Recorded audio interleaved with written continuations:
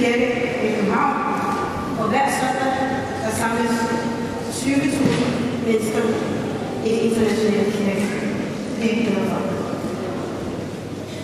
Men Frank Jensen, på vejen af alle os nydanskere, som er til stede, jeg vil gerne give dig en gave til mig, til jer og til byen, fordi jeg har så altid været inspireret af en, som sagde, I have a dream. Og vi har en drøm, og den drøm, det er at gøre København til en bedre by. Og en by, som vi kan leve i. En by for alle. Og der er en anden, der har sagt sådan, sådan spørger I, hvad samfundet kan gøre for dig. Det er, hvad du kan gøre for samfundet. Og vi spørger ikke, hvad du kan gøre for København. Men vi har spurgt os selv, hvad vi kan gøre for København.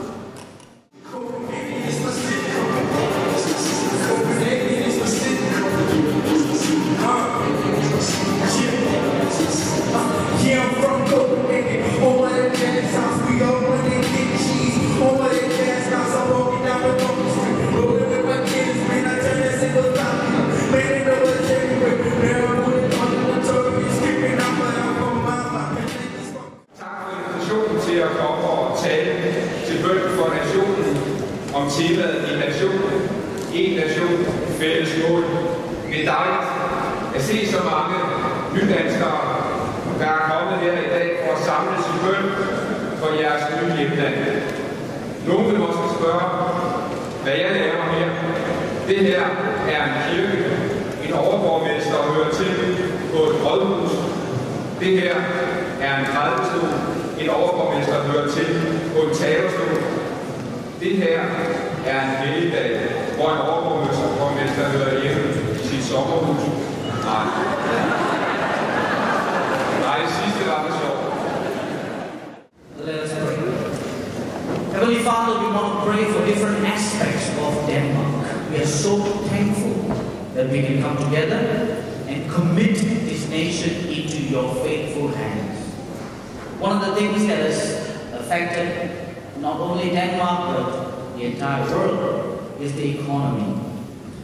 Right now, we want to commit the economy into your hands. Lord, we know that your word says very clearly that the earth belongs to you and the fullness thereof. And also you said that when we give, it shall be given back unto us. We thank you so very much that this nation has been such a blessing to so many nations around the world. And we thank you, Lord, that we have had times of prosperity. And during this time of challenge, we lift our eyes up to you.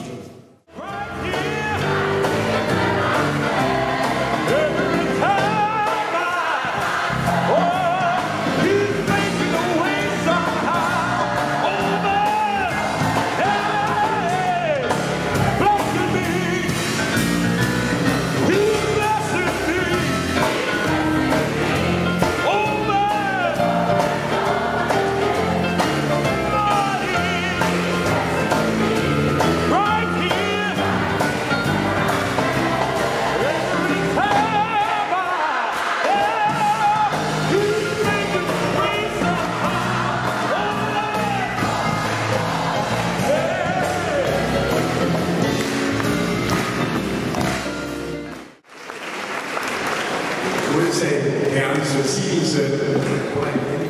Herren velsigne dig, bevare dig. Herren lad sit ansigt lyse over dig og være dig nådig.